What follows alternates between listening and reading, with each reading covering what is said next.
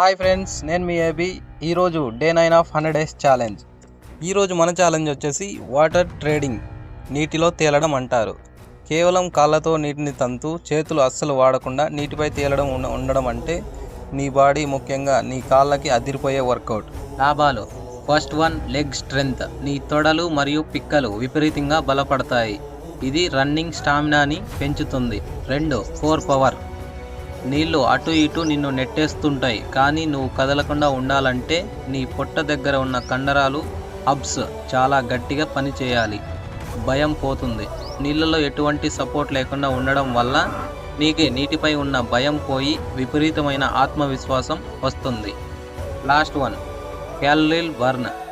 ఇది చాలా కష్టమైన పని కాబట్టి ఇది కేవలం 5 నుంచి 10 నిమిషాల పాటు తీస్తే నీకు 100 క్యాలరీలు కరిగిపోతాయి. Thank you for watching.